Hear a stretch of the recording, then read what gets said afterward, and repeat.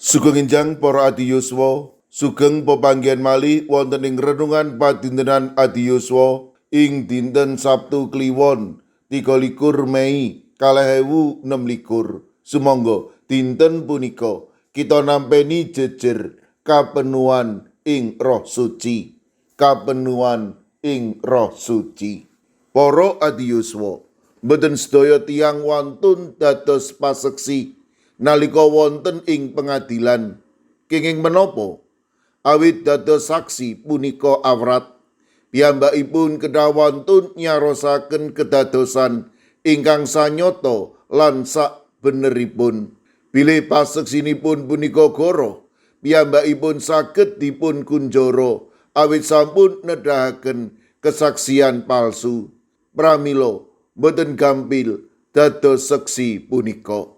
Saderengipun Gusti Yesus mikrat dhateng swarga, panjenenganipun ngendika dhateng para sekabatipun supados boten nilaraken Yerusalem lan ngrantos kebabaring janji bab tumedhakipun Sang Roh Suci. Para sekabat manut sami ngempal ing Yerusalem senadyan ngadepi kawontenan ingkang bebayani. Nalika dinten Pentakosta, para sekabat ngempal ing satunggaling papan lan Sang Roh Suci tumedhak ing saben tiyang pitados.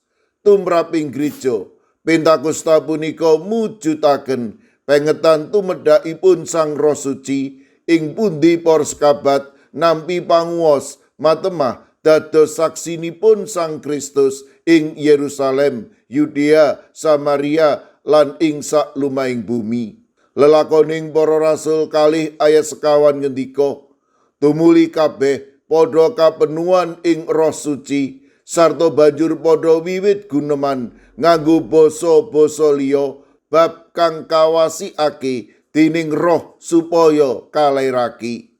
Salajengipun para sekabat sami sumebar martosaken Injiling Sang Kristus ingkang dados margining kawilujengan. Para sekabat asung paseksen bab pakaryan-pakaryan ageng ingkang katindakaken dening Gusti Allah lumantar pakaraning Sang Roh Suci ingkang nuntun para umat dhateng gesang langgeng. Para adi yuswa, Sang Roh Suci ingkang makarya ing gesang kita nuntun kita dados seksinipun Sang Kristus dhateng jagat. Kita kasagetaken martosaken Injiling Gusti matemah sedaya tiyang ingkang pitados dumateng Gusti Yesus Kristus minangka juru wilujenging manungsa kaparingan sih rahmat lan gesang langgeng.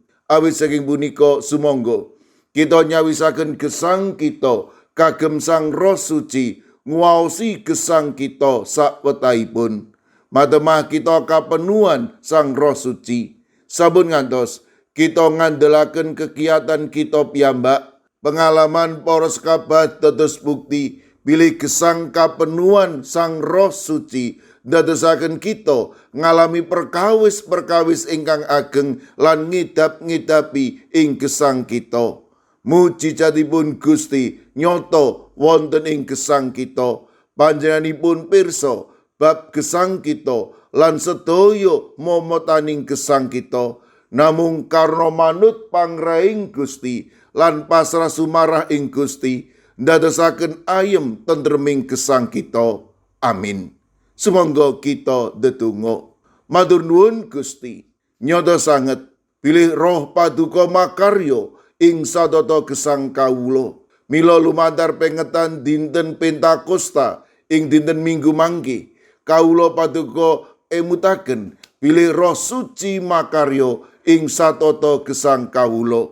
Kawula pasrahaken para adi yuswa dalasan anak putu kawula ing pundiya kemawon. Monggo paduka ingkang reksa, paduka ingkang makarya linanggung lumantar Sang Roh Suci, para adi yuswa lan anak putu kawula tansah binerkahan. Mirunggan kalau pasrahaken lare astama kusala wayah buyutipun Ibu Sukarjo GKJ Plengkung ingkang medal sak mangke nembe nandang sakit. Monggo Gusti paduka ingkang tansah paring kegiatan. Kawula pasrahaken Ibu Ratnaningsih ing GKJ Ungaran ingkang nembe nandhang sakit. Mekaten ugi kawula pasrahaken Bapak Daniel Agus Suwarso ing GKJ Banyumanik, Ibu Wardoyo GKJ Pugeran, sawetawis sedherek kawula ing GKJ Sragen Ananda Gisele, sawetawis sedherek kawula ing GKJ Magelang ingkang nembe nandhang sakit. Kawula pasrahaken Bapak Joko Umboro, Pinisepuh Dwi Murwanto, Ibu Bambang HN, Ibu Rianto, Bapak Suparmin, Ibu Kaeksi Wilayah Sekawan, Ibu Agnes Levi Rosa, Ibu Ediati Sarmo, Mbak Cilik, Bapak Wiharto, Sema saking Diaken Purwanti SA, Ibu Bintarsi, lan Ibu Sudiono, lan ugi Ibu Mariati, Wahyu Ujianto, Ibu Heni, Bapak Mangku, Ibu Pratiwi wonten ing pamulihan. Kawula ugi masrahaken Ibu Danu Sutardi GKJ Wedi, sawetawis sedherek kawula ing GKJ Sukorejo ingkang nembe nandhang sakit. Bapak Sobri Pranoto, Bapak Roger Antoni DL, Bapak Kadaryanto, Bapak Samuel, Ibu Tumini, Ibu Susmi, Ibu Sukarmi, Bapak Untung Basuki, Bapak Adityo, Bapak Winoto, sawetawis sedherek kawula ing GKJ Guntur Geni, Bapak Y Sudenal, Bapak Y Rasidal, Ibu Sartini, Bapak Ibu Supriyono, Ibu Joni, Ibu Daniel Suharyanto, Ibu Pratono, Bapak Stefanus Ngadiono, sedherek kawula ing GKJ Sragen, Bapak Bambang Kristono, Bapak Joko Prayogo, Bapak Tri Nugroho, Bapak Adi Sungkono, Ibu Astuti Purnaningsih, Bapak Warsito Riyadi, Bapak Suyanto, lan Ibu Sumiati. Mekaten ugi Ibu Kristina Sri Suparwanti Ningsih ing Gunung Kidul. Kawula pasrahaken sedherek kawula ing GKJ Wonocatur, Ibu Daniel, Bapak Ujianto, sedherek kawula ing GKJ Kabluk, Ibu Suwarti, Bapak Darmo, sedherek Susi Artowati, Bapak Edi Mursetyo, Bapak Yosua Jimmy Paningsang, Bapak Triyoso. Kawula pasrahaken sedherek kawula ing Pugeran, Bapak Minto Taruno, Bapak Sugiri, Bapak Rakino. Mekaten ugi sedherek kawula ing GKJ Antp Salatiga, Ibu Paini, Ibu Jumini, Ibu Juminah, Bapak Joko Wahyu Adi, Bapak Kustam, Bapak Sukiman, Bapak Slamet Mulyono, Ibu Tuminem, lan Mbah Jah. Kawula pasrahaken sedherek kawula ing GKJ Telepok, Ibu Wiryo Sumarto, Bapak Yutam, Bapak Karyadi. Sedherek kawula ing Klaten, Bapak Suranto, Bapak Harsono, Ibu Tiwi Bambang Sutomo. Sedherek kawula ing GKJ Ngablak, Ibu Wahyu Ningsih Wakijan. Sedherek kawula ing GITJ Trangkil Pati, Bapak Ibu Karyo, Bapak Ibu Toyo, Ibu Nani Cahyono. Mekaten ugi kala pasrahaken Ibu Otniel Ngatius ing Wonosari, Bapak Yohanes Kuncoro ing GKJ Immanuel Solo, Bapak Wijongko ing GKJ Sedayu. Kawula pasrahaken sedherek kawula ing GKJ Wedi, Bapak Sudiat, Bapak Paminto Saputro. Ing GKJ Mijen kawula pasrahaken Ibu Purwaningsih Sunaryo, Ibu Elizabeth Indarwati, Bapak Setyo Margono, Bapak Moses Taji, Ibu Budiman Bultom. Ing GKJ Pamong Utomo Kalinegoro Magelang kawula pasrahaken Bapak Mardiono, Ibu Marsudi, lan Ibu Sri Widardi.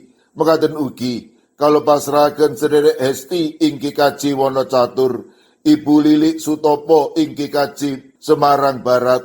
Kawula pasrahaken sedherek kawula ing GKJ Ungaran, Bapak Hono Hadi Prasetyo, Ibu Ristiningsih, Ibu Dewi Teguh, Ibu Kristini Sunaryo, Ibu Suwartini Hadiono, Bapak Dwi Putro, Ibu Sugito, Bapak Sembiring, Ibu Surisno, Ibu Munarti, Bapak Ibu Tugiman. Kawula pasrahaken Bapak Yohanes Mudadi ing GKJ Tuban. Kawula pasrahaken sedherek kawula ing GKJ Wonosobo, Ibu Endang Sarjono, Bapak Yusuf Sunaryo. Kawula pasrahaken sedek kawula ingkang kajeng gondang winangun Ibu Lasiem lan Eyang Sarwito ingkang kajeng ngalian. Duh Gusti, kawula pasrahaken sinten kemawon ingkang wedal sak mangke nembe nandhang sakit lan ing pemulihan. Para adiyuswa ing pundiya papan, monggo paduka ingkang reksa, paduka ingkang mitulungi, matemah sedayanipun menika paduka kiyataken lan paduka paringi bagas kesarasan ingkang wetah. Kawula pasrahaken sedaya pandonga pasambat kawula wonten ing asta paduka Gusti kawula Yesus Kristus. Amin. Sumangga para adiyuswa kita tutup pepanggihan kita renungan padintenan Adi Yuswa kanthi ngrepekaken kidung. Sumangga.